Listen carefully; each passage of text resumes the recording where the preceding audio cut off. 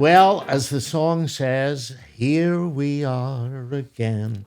It's the Ivan and James Martin podcast. Is that right? That's right. James here to keep me right as usual. And our guest today is one of the all-time greats.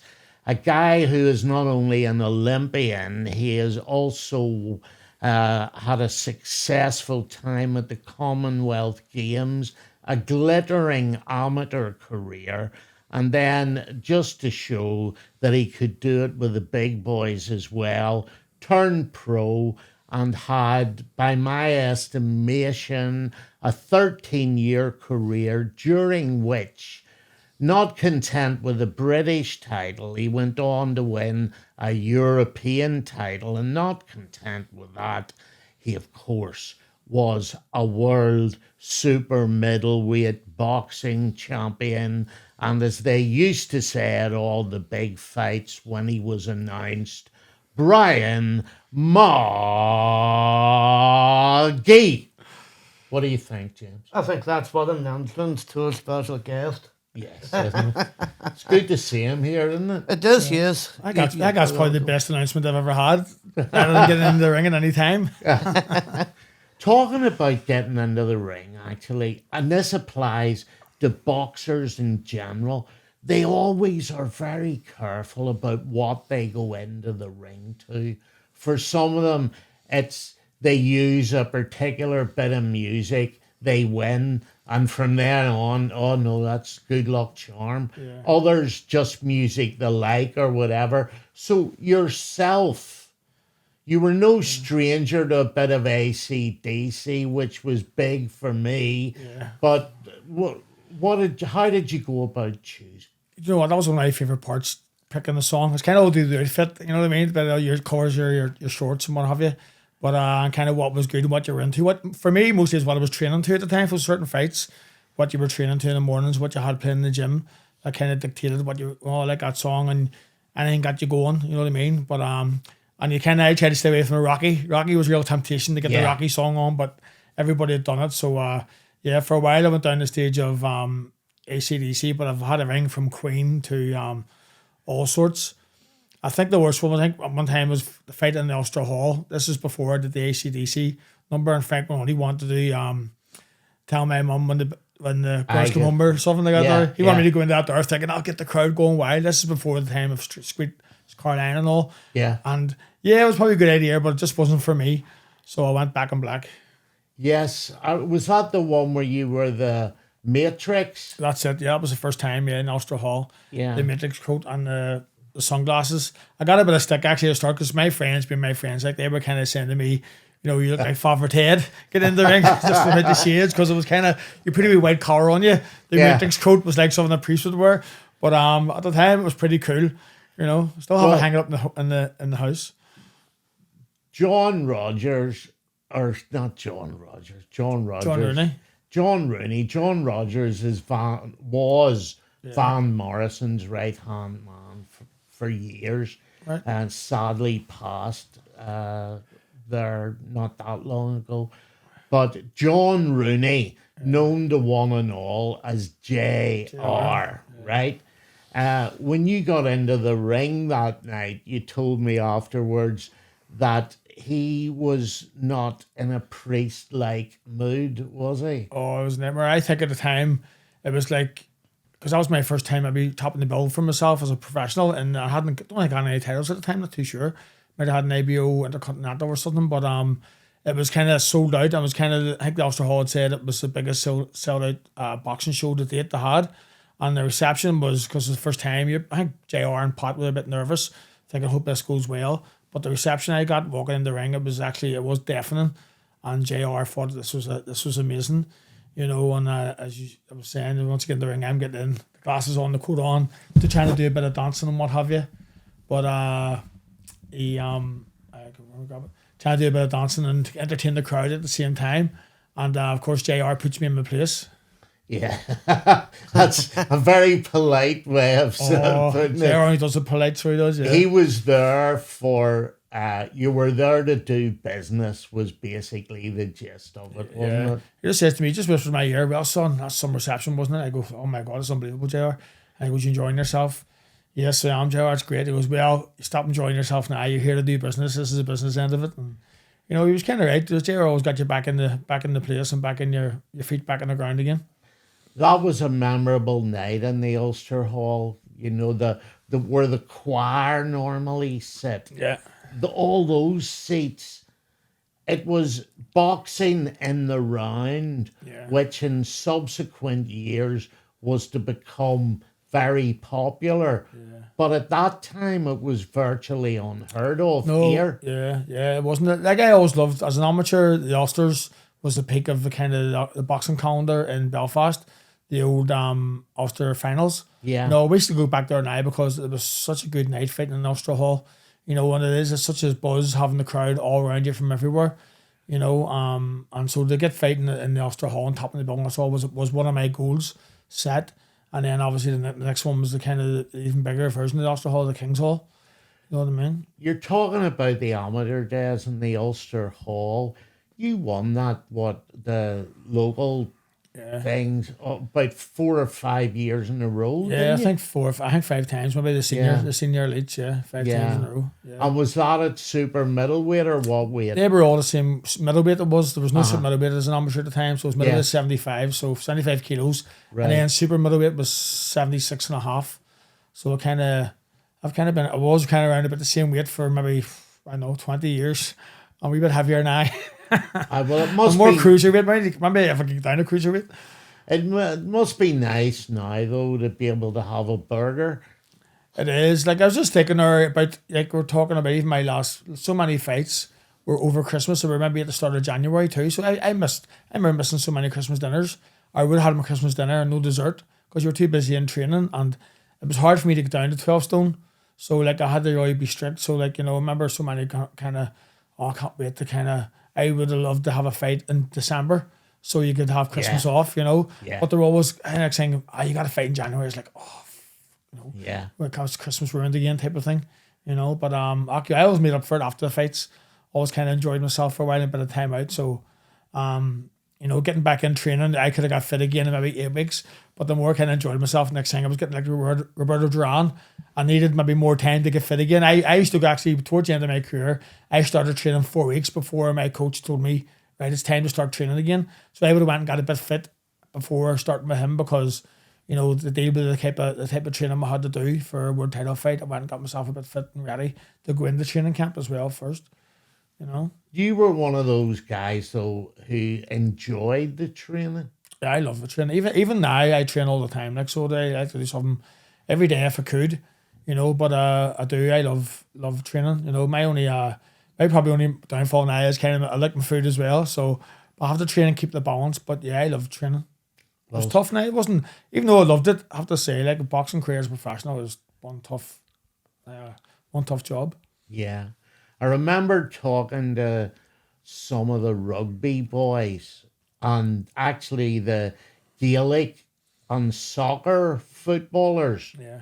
who did boxing training as part of their build-up for big games. Yeah. And they said, we thought we trained till we went in with those boxing boys. Yeah. They are so fit. It is. It's an eye opener. It has every element of fitness. You know, you need agility, you need to move.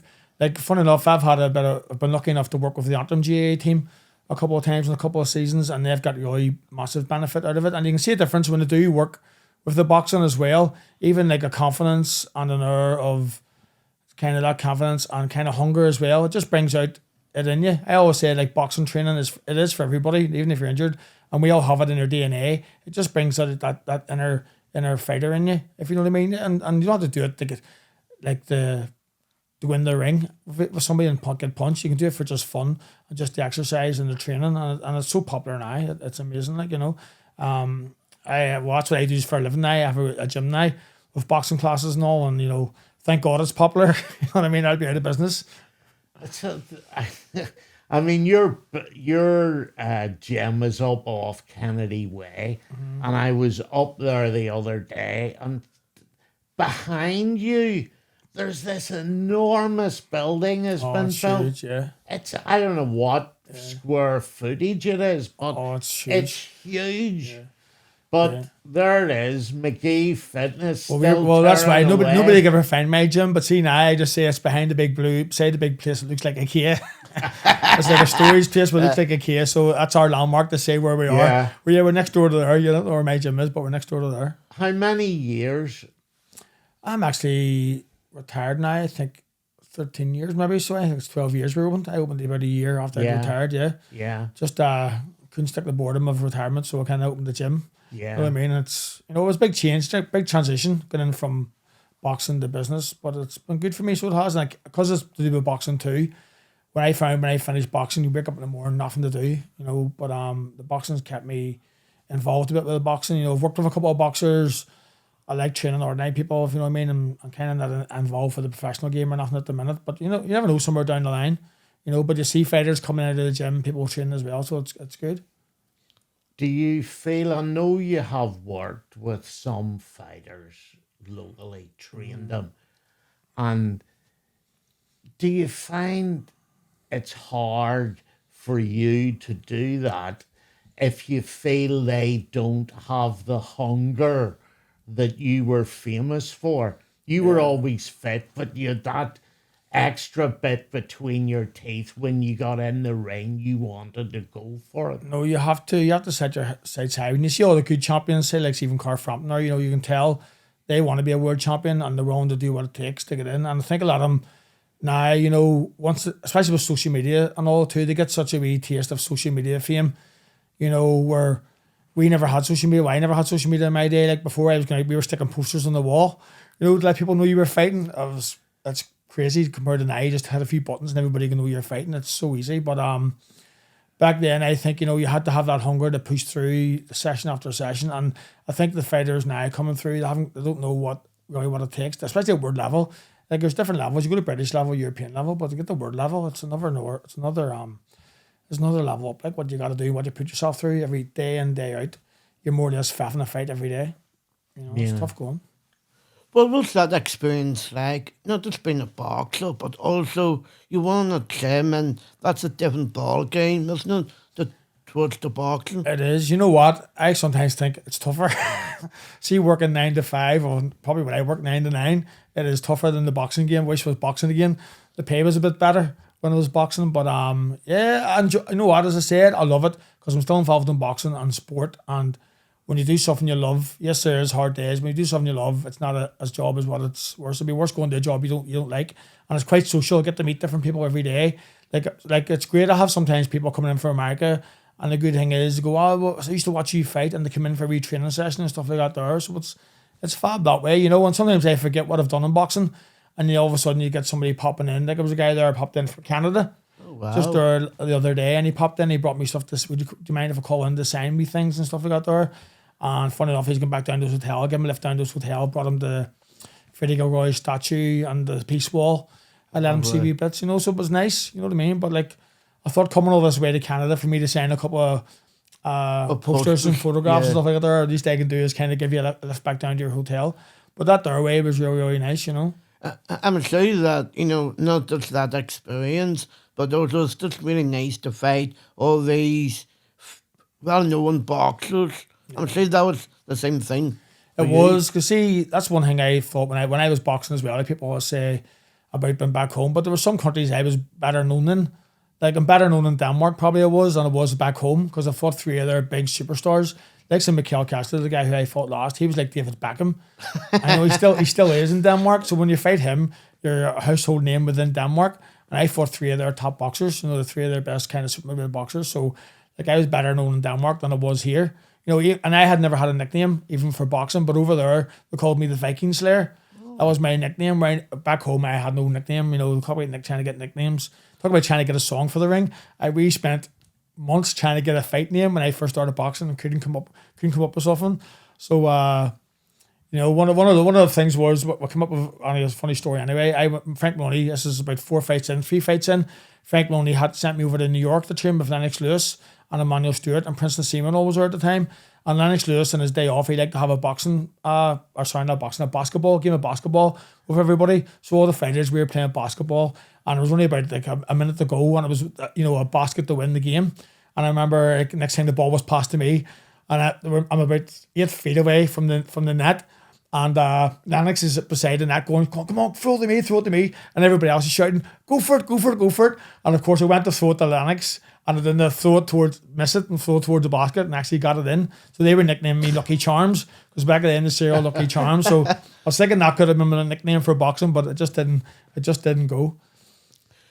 What was that feeling like when you knowing all these people in the boxing world, like Hugh Wassell, Tim McCourt, and other people? I'm sure that's really nice experience for you to see them to be in the boxing terms when you were doing the boxing. No, it is. It's humbling, because most of them guys I would have looked up to, if you know what I mean. I really looked up to them guys, and then to meet them and them coming over shaking your hand and all too, it was very humbling and very nice. And you will find, like, even boxing been such a, cruel, not a cruel sport, but it's a tough sport as well. You're getting fighting. Most of the boxers you ever meet are some of the nicest people. Most of them, 9 times out of 10 are the nicest guys you'll meet, and they're gentlemen outside of the ring. Inside the ring, they're pure fighters, but outside the ring, they're gentlemen. So yeah, to have the opportunity to go and meet all these sports guys, and also people wanting to meet you too, it opened a lot of doors for me and got me to meet a lot of famous people. It's like yourself now, James. Like, you're rubbing shoulders with, I think of my day. I remember meeting Liam Neeson once, so did, but like now I'm saying I've met you. You know what I mean? You're on my list.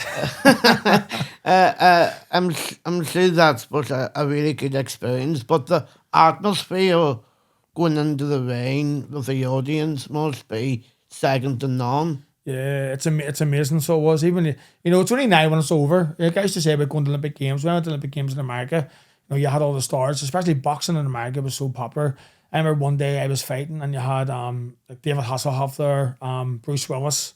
You had Muhammad Ali, Arnold Schwarzenegger, and they were all in the crowd watching. So they were like all these big stars, and walking around in America, all the big stars walking around the thing. So, but it wasn't after that we were walking around thinking, just focused on the boxing. And then afterwards, you're back here, and like myself and Damien Kelly would have been sitting just chilling out and then talking about it and going, geez, that was actually amazing. But at the time, it's kind of going over your head, But one of my biggest memories actually from the Olympic Games was Muhammad Ali getting his medal. I don't know if you kind of recall when Muhammad Ali was come back from the Olympics, he couldn't get served in a restaurant back home in Louisville, Kentucky, and he was so annoyed having his medal. He went out and threw it in the river. On Atlanta, I would just keep it. Yeah, no, he did. He was just so annoyed, thinking this medal's not getting me anywhere, any respect, so he threw it in the river. So then the next thing in Atlanta, they give him his medal back. They give him a new medal, and he lit the flame. And it was I was quite emotional because we and Damien were at the crowd. We were fighting 2 days later. But just to see that as a boxer, Evander Holyfield, who's from Atlanta, he gave him the torch, passed it to Ali, and then he lit it and all. So being a boxer at those games, I think was fantastic for me. Anyway, that was my best memories from the Atlanta games. But it's spectacular. But yeah, as the crowd's getting in the ring and hearing your name cheered, it's amazing. But it does leave a void. That's what I'm saying. When you retire, when I retired, it did leave a void. Getting up where all my focus used to be training. Even if I wasn't training for a fight, I was kind of probably doing family stuff or enjoying myself before I had to go and start training for another fight. That type of way. So all of a sudden, to have nothing to do, I had to go, what am I going to do here? So I was lucky enough. I had already started doing wee fitness classes and stuff like that there, and I had a big interest in that there. And it was a dream of me to always open my own gym. And thankfully, through boxing, it allowed me to kind of have the money to go and do that. It's very tough. I'm sure that talking about your gym, I'm sure it was a different experience when you own a gym. But you see, when you own boxing, it's a different ball game when you own a gym and getting all these people in. It's just amazing. It's been good for me, but it is totally, see the business end of it, the admin end of it. Geez, I've a mountain of letters in the car, haven't been opened, probably a year old. I get shouted at all the time. Next thing, of course, there's always bills. These bills, that's about 6 months late, getting all these phone calls to the gym. But that's the one part, after you've been a boxer, I'm not used to. See, getting in training people and doing the boxing end of it and stuff like that there, I love it, and there's no problem at all. But see the admin end of like paying all the bills and making sure your electricity stays turned on and stuff like that. That's the hard part. But yeah, I find myself very lucky to have a wee connection with the boxing and the gym going. A lot of people I know have boxed for years and got nothing out of it. You always hear the success stories. People their life in boxing, their life in sport. But, you know, sometimes it's at the end when you finish boxing life, it's expensive to live every year. So to have something out, get something out of the sport and get something out of boxing, it's good. And what can you say to young people to get into boxing? Oh, I'd be one of the advocates for it. It's so good for anybody can do it. You know what I mean? You don't have to be a boxer. You know, there's all different levels. You can do it for fun. It's the best fun you can have, the best type of training. If you're, as I say, there's so many sportsmen do boxing because it's a great way to cross train. I think it just brings out the benefit. It benefits everything. You know what I mean? A bit of move. If you're a sports player, like a football player, it will help your footwork. It will help your hands, your eye-hand coordination. If you're just somebody, you know, just a normal member of the public, you know what I mean? You'll hopefully lose a few pounds, get fitter. You're learning a new skill as well. You know, it's not like you're just going doing stuff and the same old. But, you know, if you come to my gym, we try to teach you a bit of boxing with a bit of skill, why you're doing things, why you're firing the jab, why you're moving your head this way, why you're rolling. So you're learning a new skill, plus you're getting fit at the same time. You know what I mean? Plus it's so much fun as well. And it doesn't hurt. You don't get punched in the face if you come to my gym. You know what I mean? You can sign up for something that you can't get punched, like a white collar. We do a charity white collar. But for now, you know, it's all the benefits of boxing without the pain. I actually remember one particular day, and you were off these, because when you were in training, the ice fingers, and me and Dad was loving it. And I actually remember you going, oh no, guys, what are you doing to me? You know, Yeah. type thing. But it was really lovely just to have them. But see, that killed you because of the fitness and the boxing. Yeah. You know, really. Well, that was the worst part. The worst part is having to kind of control your food and that, making the weight and stuff like that there, and things you couldn't do. You had to kind of sacrifice. That's the sacrifices in sport. And that makes the difference between a champion and not getting anywhere. You know, you have to sacrifice. Like even when I was boxing to be a world champion, like even family and my kids, everything came second. Boxing came first. Do you know what I mean? And that's where you kind of need somebody who knows that. So like birthdays, going to the cinema, going to the movies and all, that came twice. If I had to go training, if I had to do this here, that all came first. Everything came second. But yes, when there was times in the family came first as well. After once you finish the fight, everything changed. But you know, when you're training for a world title and you know the other guy's training as hard as you, everything has to come second, and you have to kind of just focus on that there. And watching your weight is just so tough because you're doing so much training. You're training twice a day, and you're trying to not eat as well and cut down your calories. When I was boxing, there's so much science behind it now out there. Like, you know, you just have to go on Instagram and you can find all these things out about trying to lose weight and stuff out there where, like so myself, you're just kind of, wasn't too many professionals about here that knew too much about it. So you're trying to find information yourself and do it yourself. And that's probably the one thing I would change about my career would be learning better, knowing better now how to kind of keep my weight balanced in between. My big thing was, it was okay making the weight, but then in between I had to blew up because probably just going and enjoying myself too much. Where if I had a bit more control in between, you know, it really just it just makes life far easier when you go back into training camp. And as I said there, I had to go back into training camp 4 weeks early. That was probably to lose a bit extra weight before I started, you know, getting into serious training, you know. I actually remember a story my dad told me about the reaction of my mother when she was going to one of your fights. And I think the reaction of that wasn't too pretty anyway. Really? But I'm sure it was really fun just to have a fight back home, just to make it more easy, simple, get the experience, and that's what you really want.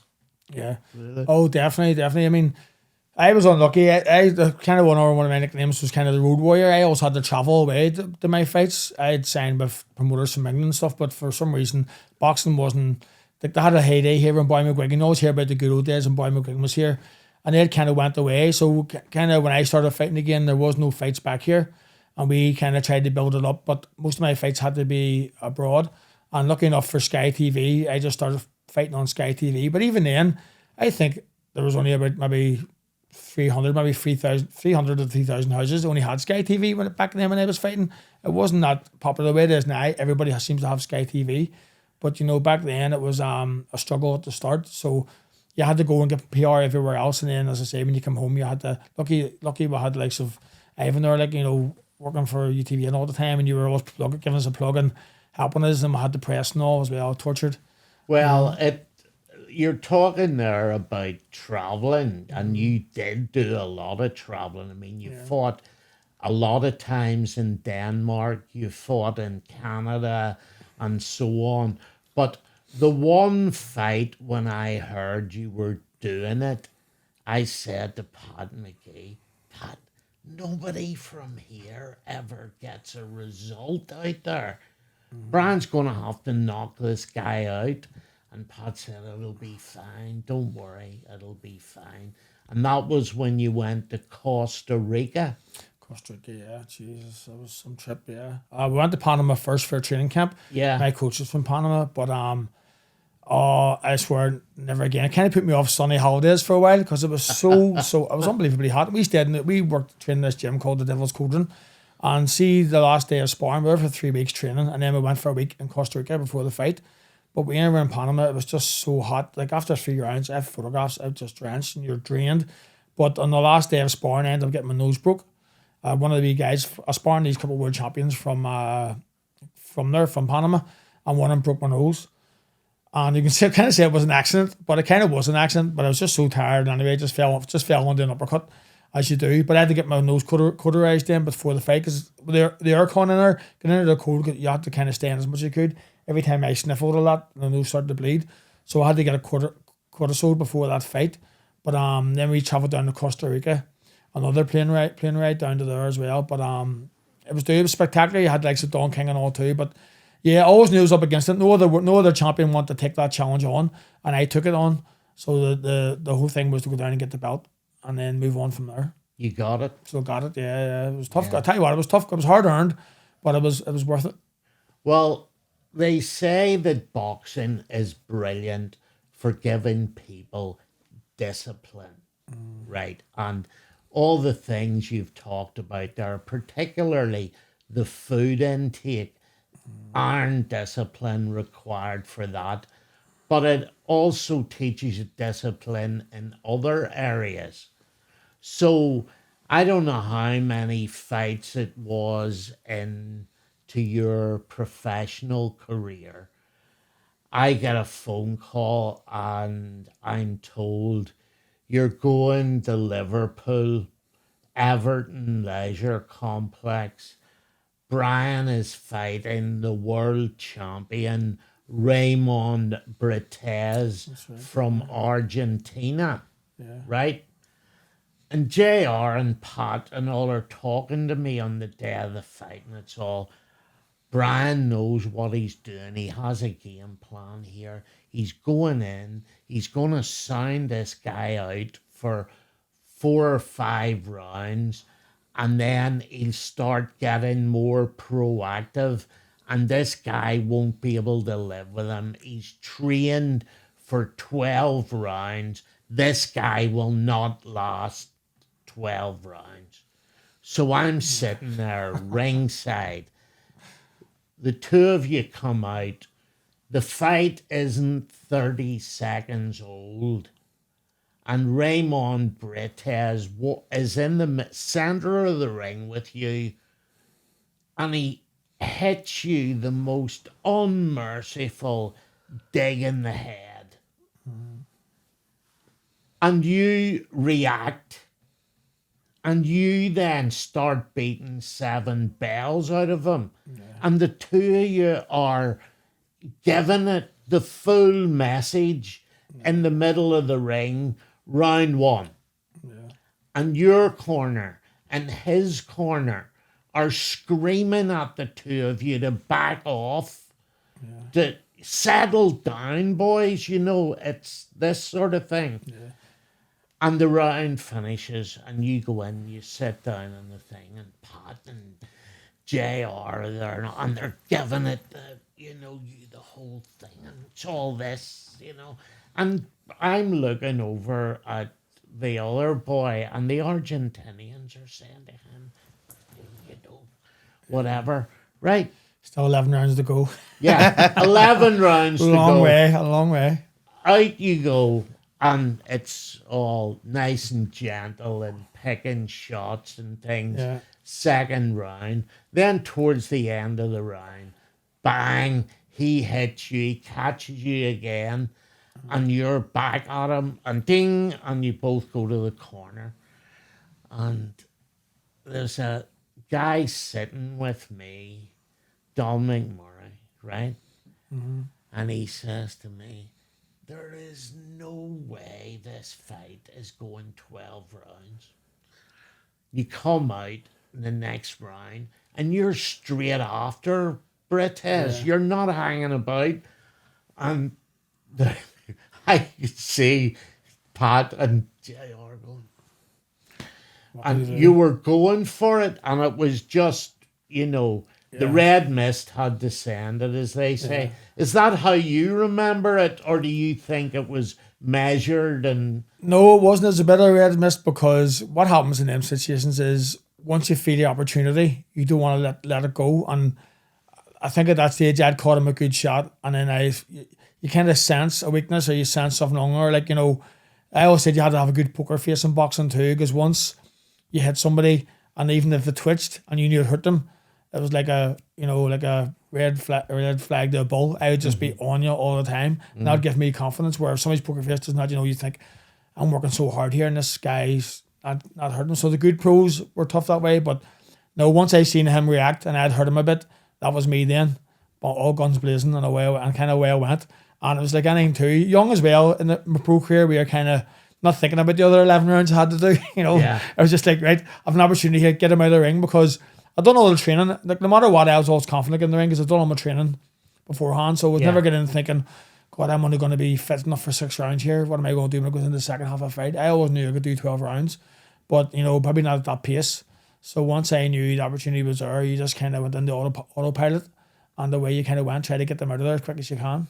Mike Tyson says you don't get paid for overtime. No, no. Is that the best moment of your career because it got you a world title, or was it just a stepping stone along the way? No, that was a stepping stone. I think one of my best ones for me anyway was Mads Larsen. He was like 40 wins, 1 defeat or something like that there, and he was like, I was like 1 to 20 to win. You had to put 20 quid on to win £1 or something. He was such a big favourite, and I ended up stopping him. But before that, the whole history was as well, I was about to lose my house and everything. I was kind of off, not fighting for about a year and a half, and I kind of spent all my money. So I had, and I remember going to the bank before I knew about that fight. I was going to the bank. I've told the story many times where I went to the bank to ask for a loan of 10 grand. They wouldn't give me it. So when they said you haven't got enough money yet, I kind of had a nice house and all and stuff like that there. So next thing I went back that day, and it was like somebody's looking after me. I got a phone call from Denmark saying, do you want to fight for your European title? I was like, yeah. I didn't ask him for much for.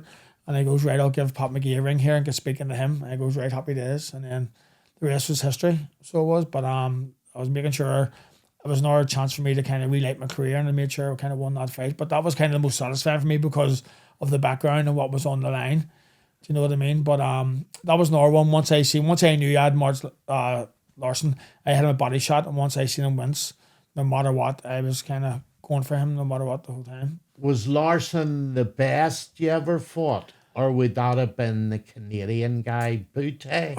So many. Butte was good. Mikhail Kessler, I still think was the best I'd ever fought. Card Frotch was probably one of the toughest. So he was Card Frotch was just so durable. You could hit him with a piece of iron, and he was just always there, and he couldn't get back. And one of the mistakes I made against Card Frotch was I let him talk me into a fight. I thought I was just edging the fight, and I let him be mouthy. He's mouthing the whole way through the fight, so he was. And he was probably the only fighter. I was never really a mouther, before the fight talking, trash talk. And Card Frotch was one of the ones who kind of got me into that a wee bit. And there was a bit of a needle between the two of us. And I didn't really like him that much, and he probably didn't like me. But I let him drum into the fight, and of course he caught me a big uppercut. And even another funny story after that, the person I don't like and the one boxer I didn't like, so when I kind of retired, I thought I've had enough of boxing. I sort of kind of bought myself this big expensive holiday. So I did, me and the kids and the family go on holiday, walk into this big fancy 5-star hotel. Who was the first person I'd seen?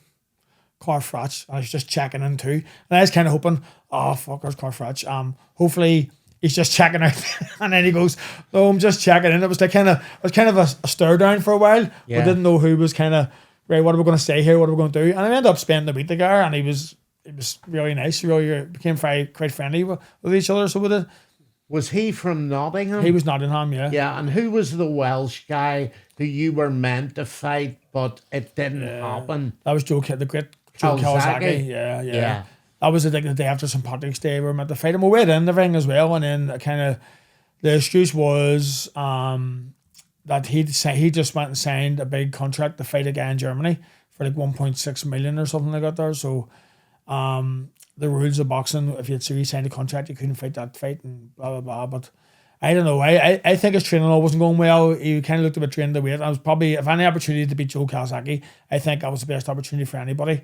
Not only that I was fighting him, but like he would be one of my favorite fighters too. But to go on beating his career, you have to hand it to him. He's a great fighter. You know. So, even to go through that, even the weigh in and all with him was fantastic for me as well. But yeah, just a pity the fight didn't go ahead.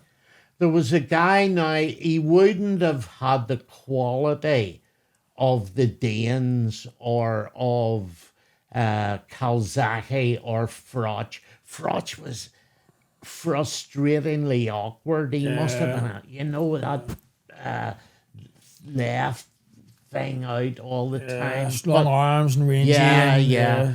But for me, the hardest man you ever fought, I couldn't believe how durable he was. Robin Reid. Robin Reid, yeah, he was a cracker, so he was, yeah. Robin Reid was very, very tough. Like I was ringside, right? Mm. And when people beside me in the press area weren't saying, Ivan, isn't that your wife giving the referee a hard time on the far side there? Suzanne's up and all this stuff, the first round.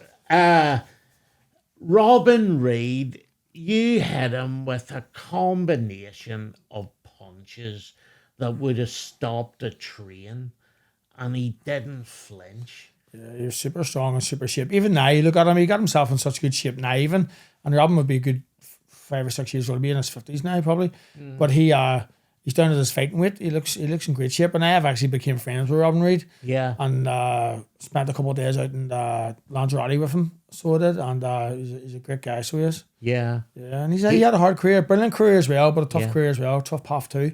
Yeah. He deserves to get a lot more out of boxing. So he did, but he was a hard man. There used to be a guy from here who, how long ago this was, he was the British and Empire super middleweight champion, Peter Sharp. All right, I think I've heard that name. So Peter lived round the corner from me, right? And in later life, we worked together because I was doing the clubs and Peter was supervising on the door. Right. But he had a brother who had fought out of the same boxing club down the Loney, right? And Joe was as hard as nails, right? And Joe one night was doing the door in a club and he wouldn't let this guy in. And the guy turned round to walk away and he lifted a chair and he turned round and smashed it over Joe's head. Jeez. And then he looked on quite reasonably in sheer terror as Joe grabbed him and held him there with one hand and was brushing the chair off himself. He was hard, he was with tough. the other, right? And he said to him the memorable line, "See you, Squire, you're betting on a juice." Right. Right. But I thought to myself, Robin Reid was that guy. Yeah, if you hit him with a chair, he would have gone. And, he was just so... chiseled and solid. Chiseled Chiseled is and the solid. word. Yeah. He was. He's like a statue. Yeah, he was. super strong, even inside. Yeah, he was a great fighter. I admired Robin Reed before I even fought him. He was one of the boxers I actually liked watching as well because he would have been on kind of Saudi TV, as I say. He's a few years older than me. When I fought him, he was kind of coming to his end of his career. And I remember that fight. I remember Pat sending me, we were getting a fight because we were trying to build up the following of the King's Hall. And that was only like 8 weeks after I just fought Hassan Sharifi in the King's Hall. Aye. And I just booked a holiday afterwards to go to Disneyland. It was Disneyland America. So I just went to Disneyland, enjoying myself. And I got a phone call, right, you're fighting in 7 weeks. And I go, whoa. Yeah. I'm still on holiday here. And I've, as I say, I've put on X amount of weight as well when I come back. You wouldn't believe how much weight a boxer can put on between weights, especially once you're getting down to weight. I'd put on maybe about 1.5 stone, near 2 stone. So I had. And then when I come home, and then, of course, then they said it was against Robin Reed. I was like, hold on a minute, I can't be fighting here in 7 weeks' time, especially against Robin Reed. I need more time to prepare. But anyway, it kind of went ahead as well. And I'd kind of got back into shape pretty quick and made the weight early. But then I think I made the weight too early, made a mistake making the weight too early. And then by the time it came to winning the scales, I went up again, then I had to take it back off again. I kind of left myself a bit weakened. So it wasn't the best. For me, it wasn't a good performance for me. Like, I wasn't happy as always, very weak. And when you're weak in a state with like in a weight, you don't take punches very well. And Robin Reed put me down. I don't know if it was the first round or the second round. I think that's how hard he hit me. I can't even remember which round he put me down on. But I got up anyway, and I kind of finished the fight. But I remember from the fourth round, I had no energy left. And I was like, oh my God, I'm kind of drained here. But I was just making the weight long. But I remember going, I wish you could have had a proper 3-month training camp. And then when I became champion and more champion, I got more control of when I want to fight. I would always said, listen, it has to be 12 weeks notice, or if I was in shape, maybe 8 weeks notice. Do you know what I mean? Because you don't want to win. You can't go into the boxing ring not prepared, because that's how you get hurt. When we knew you were coming in here, I was going through your fights, and You know more about my fights than I do, even about you, so you do. I said to James, this is like a soundtrack of my life. Yeah. It's, all these, and, the time we went to Nuremberg. Oh, yeah. It was a brilliant trip as well. It was a hard trip too. They put us out in the middle of nowhere and everything. And the travel and the fights, all the tactics of the day, these promoters, putting you in the furthest hotel from where the weigh-in is and the arena is and everything. Yeah, but that was a tough fight as well. Yeah. It was a tough fight, but it was a great experience. It was, yeah. There's no. I should have won that fight. To get beaten in a split decision in Germany. Yeah. You were robbed. Yeah. But in Germany, what can you do? You kind of get a pat in the back and you go off. But yeah, that was a tough night. Before we're gonna have to wrap up shortly, but I know you're itching to ask a question, so be my guest. I take it with those long flights going away.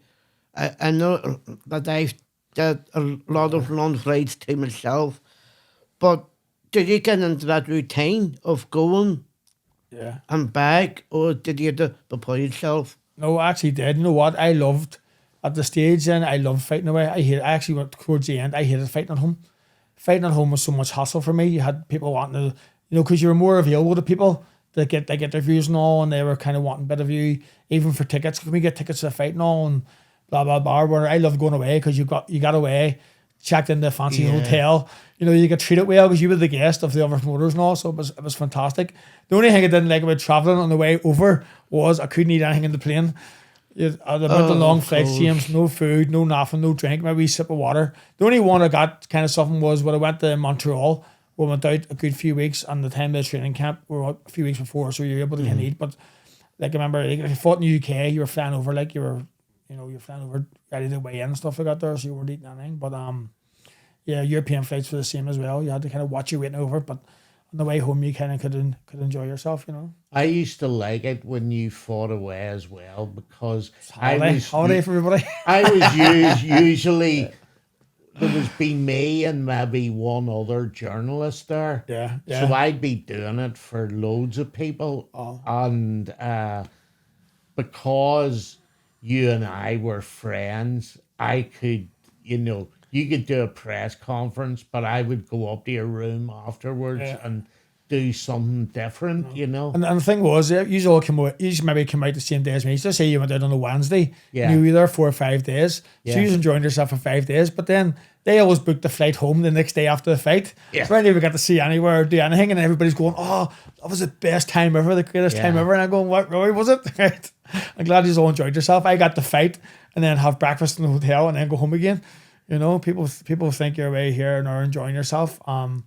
But you don't get to do that much when you're away because you're focusing on training too. Like even when I go away, when I went to kind of Denmark before the fight, you're still training twice a day. You know what I mean? Stuff like that there, getting your training in and you're focusing on the fight until it's only after the next day you're free, totally free to do what you want. Quickly, best moment and worst moment of your career. Best moment, probably meeting Muhammad Ali in Louisville, Kentucky and winning the gold medal in the World Championship there. And the worst part, oh God.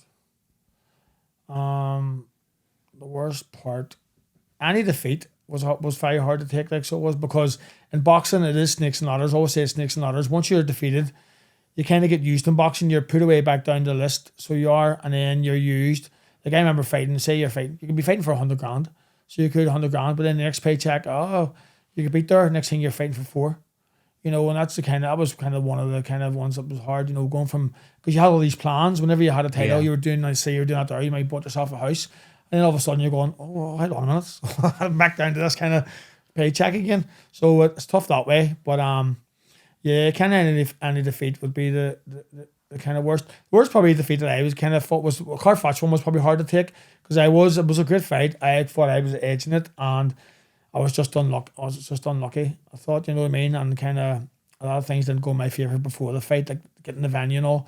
I didn't want the venue and things like that there. But, you know, I always wasn't one to cry about things. It's all, well, you have to just get on with things. And, like, you know, it was never superstitious. That's why I stayed away from superstition and all too, because, you know, if something had went right, you go, oh, I haven't got my lucky socks here and all. So I stayed away from all there and just, like, whatever happened. My main goal was just get in the ring and be able to fight. So whatever happened before that, didn't matter, you know what I mean? Just had to keep getting on with things. When I looked at it this week, the overriding thing, and I said this to you, James, You did, yeah. was, you know, what a career. It was brilliant career. Oh, thank you so much. Thank you. You know, also a long career, Brian. I know I didn't realise I had so many fights and in such a space of time. And I think I maybe had 26 12-round title fights in total. Was just somebody sending me actually the other day and I couldn't actually believe it. I was going, God. And that's the kind of wee things, moments like this here, interviews and stuff, brings things back. Do you know what I mean? And you kind of go, you kind of be proud of yourself then, where before you're kind of going, my career's over. I'd love to be fighting again too. But then it's only when you kind of take a bit of stock and remember then and go, oh, you know what, you did all right. You know, it wasn't too bad and you had a good career. Plenty of good memories. Well, everybody else had good memories. Yeah. I just remember going fighting and coming home. Never mind about the fry, huh? Yeah, I know. That was my biggest prize, we fry. Yeah. Well, I'll never forget the time European title, actually, the fight, one of the European title, that fight. Couldn't sleep and everybody else are out drunk and everything. I remember getting up in that morning, about 5 o'clock in the morning. There was nobody else awake.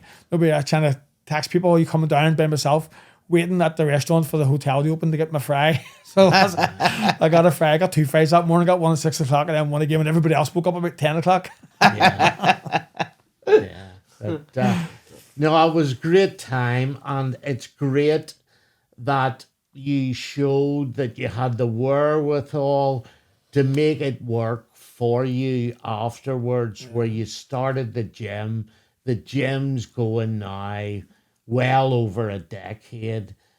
Yeah. It's trundling along nicely for you. So lovely to have Brian in, James. Yes, it was very lovely, and thanks for Thank you so much, James. coming. Good to see you again. It was good to see you. And as they say, Hope to see James back soon again with the boxing gloves on too. You loved the boxing training, didn't you? Did it? Oh, I loved it. Yeah, it was really nice. Well, it'd be nice to put it back on the green. well, as they say, we'll see you all of a sudden. Well, indeed. Thank you so much. Thanks for having me. Cheers. Cheers.